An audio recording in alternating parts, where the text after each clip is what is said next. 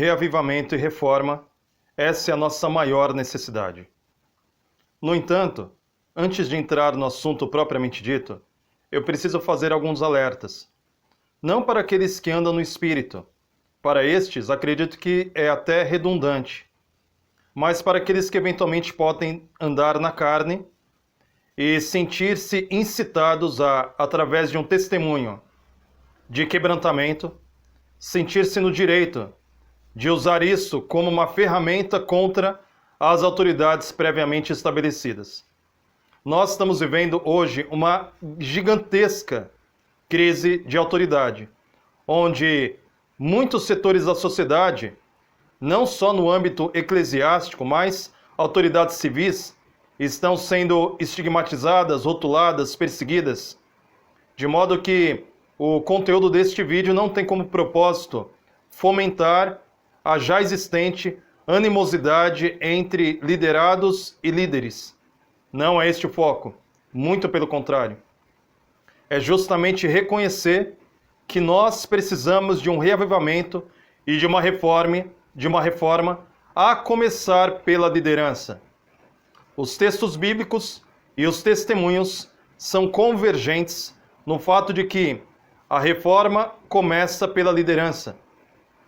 E esse momento que estamos vivendo, de isolamento social, entre outros fatores, me fizeram compreender de um modo muito nítido que verdadeiramente esse é um aspecto urgente, é um aspecto que não pode mais ser adiado. E eu estou dando o meu primeiro passo e quero, através desse vídeo, incentivar que outros possam andar na mesma direção. Como preâmbulo, eu preciso deixar alguns pontos bem claros, e o primeiro deles: a Igreja de Deus não é Babilônia. O nosso problema não é doutrinário, mas antes espiritual. Isso, de algum modo, nos preserva, mas também nos repreende. Porque, muito embora nós não tenhamos erros e problemas sistematicamente teológicos, nós temos uma séria questão espiritual a ser resolvida. A carta à Laodiceia não contém um único elogio, tão somente repreensões e conselhos. Portanto, eu quero deixar esse ponto primordial de que é necessário compreendermos a nossa situação. A reforma é um fato para nós, é algo que está sendo pedido pelo próprio Deus, é algo registrado nas Escrituras. Em vários textos bíblicos, o juízo começa pela casa de Deus e começa pela liderança, pelos anciãos e também por nós pastores. De modo que sermos confrontados pela nossa debilidade espiritual é algo muito constrangedor, mas é necessário. De maneira que esse conteúdo, esse vídeo, é muito doído, é muito dolorido, é muito chocante, é até mesmo esmagador, porém faz parte do processo. E precisamos dar esse avanço. Um segundo aspecto, eu quero ler contigo textos que demonstram pelo menos 14 características daqueles que eventualmente abandonarão as fileiras da igreja. De maneira que, ao mesmo tempo que eu estou dando a cara à tapa e apresentando a minha resolução pessoal de buscar um reavivamento e reforma na minha vida e no meu ministério, eu preciso também te alertar de que nenhum de nós está, como eu posso dizer, isentos de repreensão. Nenhum de nós pode dizer: rico e abastado estou e de nada preciso. Esse vídeo não te dá legitimidade para você começar a atacar uma classe e ao mesmo tempo se sentir como se estivesse por cima da carne seca. Usando um português bastante claro. Não. Cada um de nós precisa examinar a si mesmo. Paulo, em uma de suas cartas, ele diz: se você pensa que é de Cristo, pense outra vez, porque eu também sou. Ou seja, quando nós colocamos como parâmetro alguém que é declaradamente mundano, alguém que está visivelmente afastado dos caminhos do Evangelho, podemos nos sentir confortáveis. Porém, quando passamos a considerar que o nosso modelo é a pessoa de Jesus Cristo, e temos também como referência os apóstolos, dentre eles o apóstolo Paulo, começamos a reconsiderar de que a nossa sensação de segurança e a nossa zona de conforto pode ser um grandíssimo engano, um grave erro, um perigoso auto-engano. Característica número 1, os auto-enganados. Os descuidados e indiferentes. Os ambiciosos e egoístas. Os que recusam sacrificar-se. Os orientados pelo mundanismo. Os que comprometem a verdade. Os desobedientes. Os invejosos e críticos. Os fuxiqueiros que acusam e condenam. A classe conservadora, porém superficial. Os que não controlam o apetite, os que promovem desunião, os estudantes superficiais das Escrituras, os que perdem a fé no dom profético. O terceiro aspecto, e aqui nós já vamos entrar no tema propriamente dito, tem a ver com a questão da morte do eu. Muitas vezes nós nos auto-enganamos, e cada vez mais eu percebo, enganoso é o coração, enganoso. O coração humano parece uma serpente com alto índice de sobrevivência, um instinto de sobrevivência carnal muito desafiador. Porque quando nós achamos que a serpente está morta, ela ainda aparenta sobrevida, ela demonstra sobrevida. O nosso coração é muito enganoso. E nós agimos contra nós mesmos. Esse é o aspecto mais desafiador do Evangelho, do caminho do Evangelho. Porque nós temos um coração que nos seduz. Eu não estou nem apontando nesse momento a questão do diabo propriamente dito, dos anjos caídos, dos demônios e de tantas coisas que podem nos assediar. Mas eu quero te dizer que, baseado na palavra, baseado na minha própria experiência, eu percebo o nosso coração enganoso. O nosso coração enganoso. E nesse processo de vencermos esse coração enganoso, existem dois estágios. Os dois estágios estão registrados nos evangelhos. O primeiro estágio, o deserto. O segundo, o Getsêmani. No deserto, nós vencemos o apetite. No deserto, nós vencemos a nossa tendência de basear nossas decisões em nossas próprias opiniões para basear nossas decisões no assim está escrito. No deserto, nós vencemos o diabo, porque a palavra de Deus nos diz, resisti ao diabo e ele fugirá de vós. No deserto, nós aprendemos a disciplina. No deserto, nós aprendemos a solidão. No deserto, nós aprendemos que devemos depender de Deus. E estas coisas, como ministro, eu aprendi nos tempos de comportagem, indo ao seminário, aos 34 anos de idade, com uma filha de 4 anos e uma esposa grávida de 5 meses. Essas lições eu aprendi na dependência do Senhor, enquanto comportava, enquanto não tinha nenhuma espécie de certeza de que teria alguma providência sobrenatural, mas, pelo contrário, vivíamos o pão nosso de cada dia. Essa experiência do deserto nós temos quando nós dependemos de Deus e nos colocamos ao serviço. A experiência do deserto é a experiência de entender que pedra não é pão, senão pela vontade de Deus. É entender que tem alimento que deve ser comido, tem alimento que não deve ser comido. É a vitória sobre o apetite, é a vitória que Adão não teve. O deserto, Jesus Cristo abriu o caminho para que nós possamos caminhar na vitória sobre os nossos apetites, os nossos desejos sensuais, a nossa inclinação para transformarmos pedra em pão, fazermos o que não é alimento como se fosse. O deserto são essas lições, eu diria, até mais introdutórias do Evangelho. Porque o deserto, ele abre o caminho para a experiência cristã, na sua plenitude, porém, nos seus primeiros rudimentos. Uma vez que aquele que não vence o seu apetite, não vencerá todo o resto. Aquele que não é capaz de dar esses primeiros passos de confiança em Deus, não conseguirá vencer o diabo.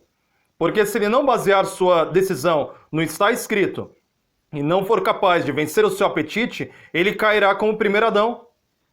De maneira que o deserto, ele é a escola primária na caminhada de santificação, na caminhada cristã.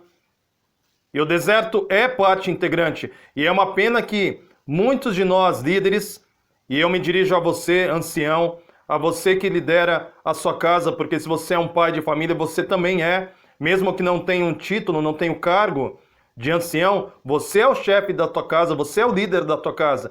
E é uma grande pena que muitos de nós, líderes, estamos ainda patinando no deserto.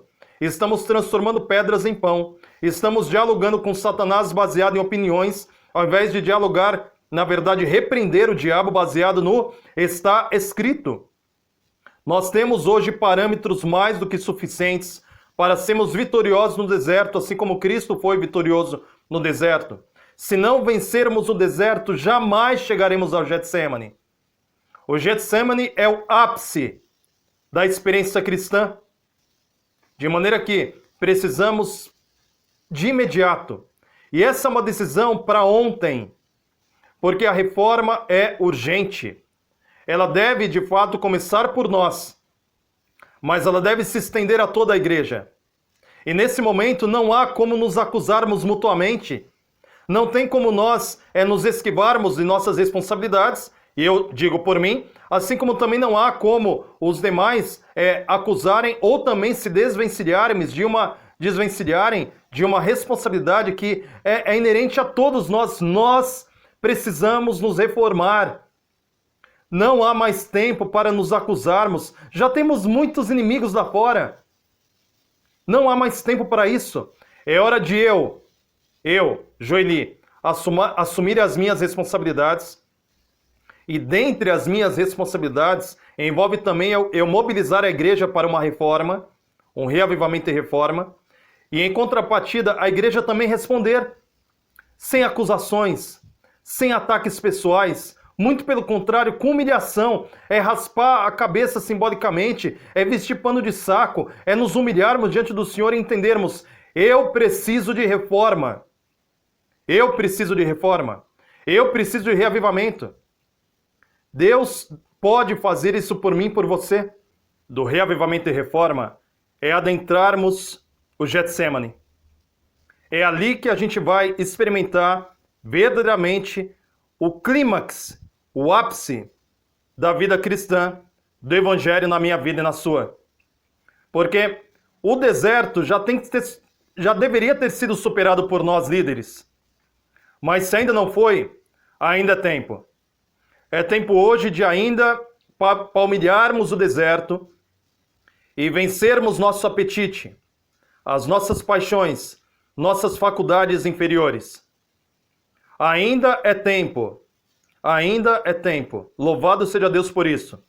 A reforma é urgente, porque todo o cenário político, social, econômico aponta para a realidade da iminência dos eventos finais.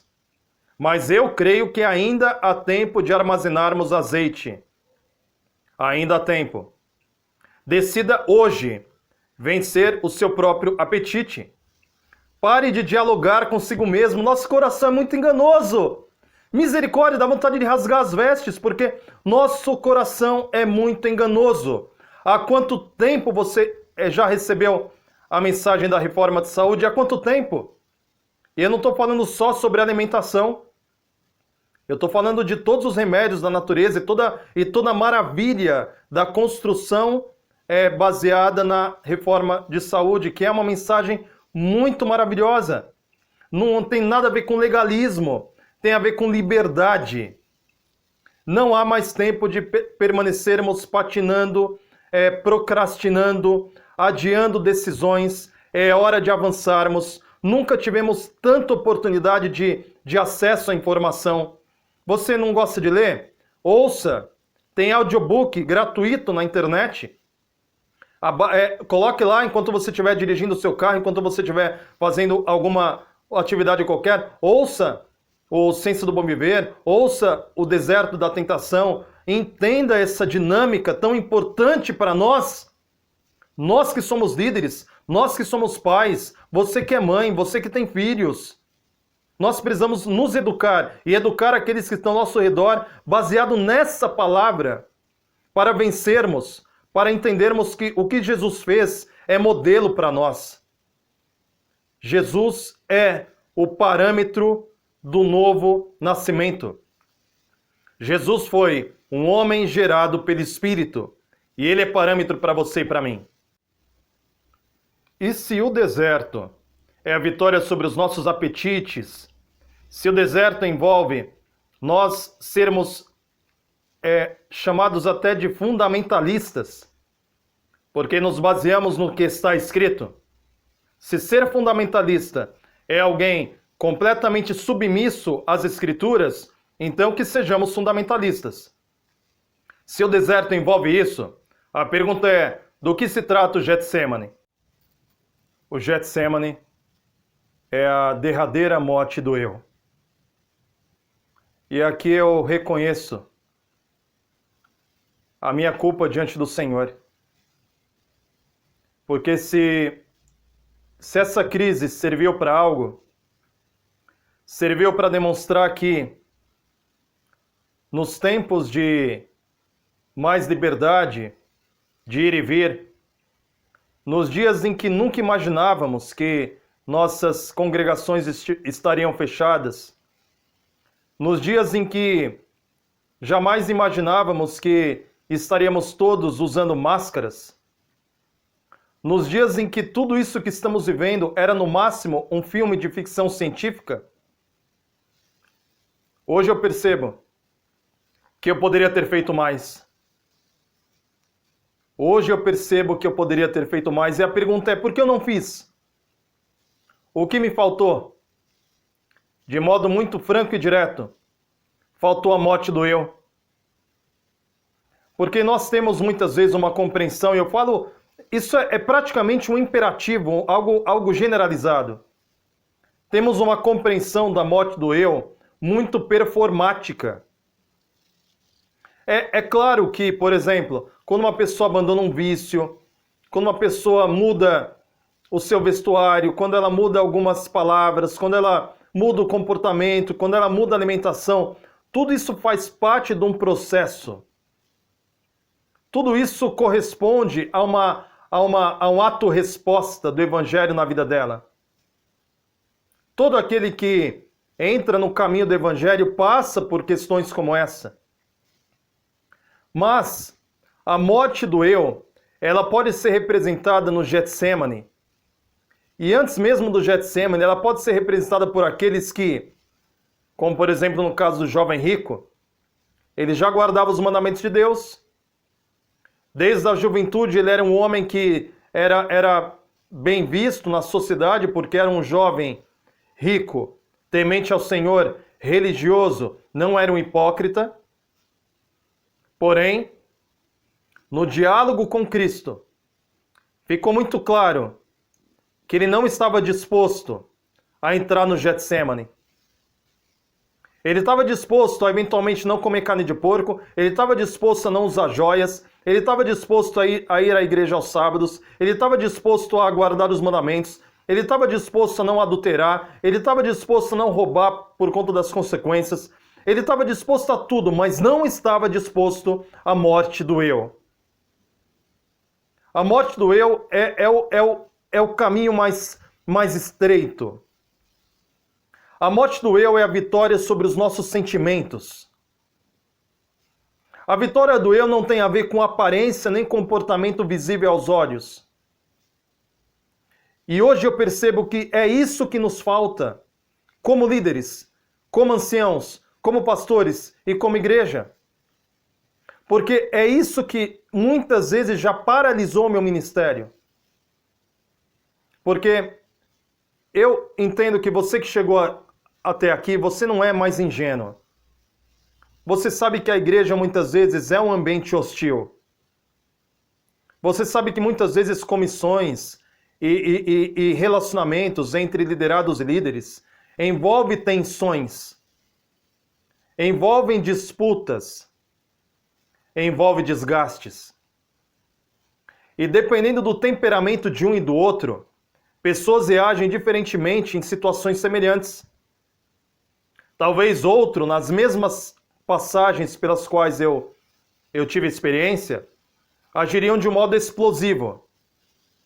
Agiriam de um modo mais assim, fervoroso, numa questão de agirem mais no momento. O meu temperamento é diferente.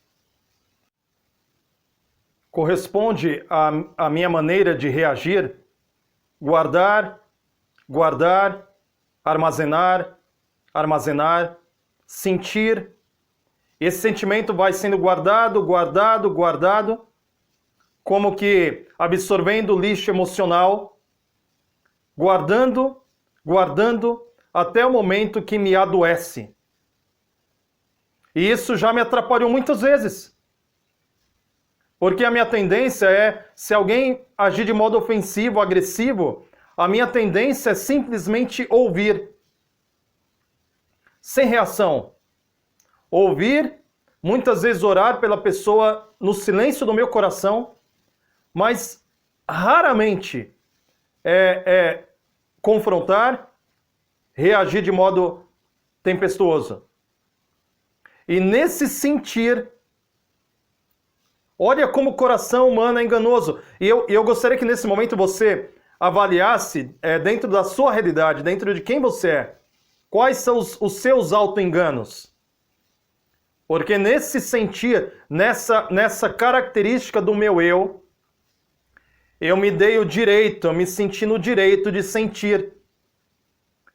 E nesse direito, nessa legitimidade de sentir, eu resguardei como uma espécie de reserva moral para não entregar completamente o meu eu, porque eu vejo que no Getsemane, Jesus Cristo decidiu não sentir. Ele sentia um pavor, sentia um temor, sentiu algo muito profundo que nós não conseguimos ainda assimilar. O sentimento de afastamento completo de Deus, como os perdidos sentirão por ocasião após o milênio. Um completo afastamento de Deus, a perdição absoluta. Um sentimento que eu não consigo nem descrever, quanto mais imaginar. Porém, Jesus decidiu, ao invés desse sentimento, ele decidiu, seja feita a tua vontade e não a minha. Meu querido, o que eu entendo, baseado no Getsemane, que a morte do eu, ela é o último passo. Quando nós já vencemos o deserto, vencemos o apetite, vencemos as paixões, vencemos a inclinação de basear nossas decisões naquilo que nós pensamos ou naquilo que nós desejamos, para basear no está escrito, quando nós já palmilhamos esse deserto, chegamos ao Getsemane, ali nós seremos confrontados pelos nossos próprios sentimentos. A morte do eu envolve a guia pela consciência de que a vontade de Deus é soberana. A vontade de Deus deve prevalecer. E o meu eu deve morrer no pó. E isso torna o ministério insuportável do ponto de vista humano. Sabe o que eu entendo agora? Ser um pastor, ser um ancião, levando em consideração os parâmetros bíblicos e dos testemunhos. Você lê os testemunhos para a igreja, é simplesmente esmagador a maneira como o ministério é apresentado. É impossível ser um pastor, segundo os parâmetros revelados, senão mediante poder divino, senão mediante morte do eu, senão mediante coparticipação na natureza divina. É insuportável na carne, mediante unicamente esforço humano, é muito mais desejável entregar uma credencial. É muito mais desejável entregar o cargo de ancião.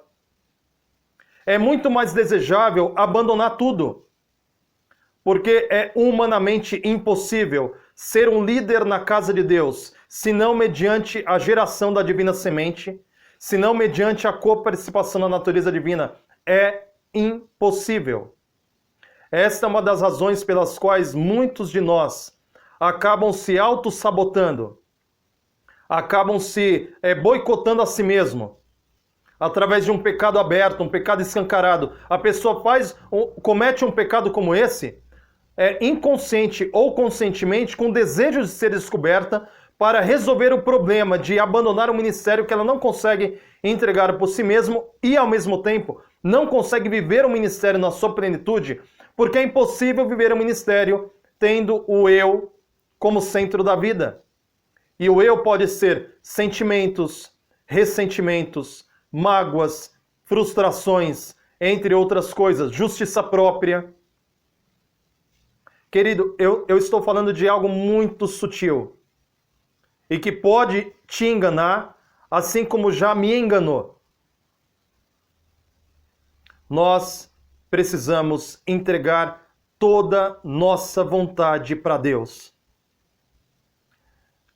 No Evangelho de Lucas tem um relato muito impactante que eu leio com o coração contrito. Mulheres batendo no peito porque estavam indignadas com Jesus sendo levado ao Calvário. Mas Jesus olha para aquelas mulheres e diz para elas: não tenham pena de mim. Não tenham pena de mim. Tenham compaixão de vós e dos vossos filhos. Porque se fizeram isso com lenho verde, o que será sobre lenho seco? Jesus em nenhum momento ele permitiu a justiça própria, a autopiedade e o autoengano. Jesus entregou tudo. E nós também devemos entregar tudo. Do contrário, eu jamais serei um pastor conforme a vontade de Deus. Você jamais será um ancião conforme a vontade de Deus. E corremos o risco de jamais herdarmos o reino dos céus. Que Deus tenha misericórdia de mim, que Deus tenha misericórdia de ti. Siga na paz do Senhor, em nome de Jesus.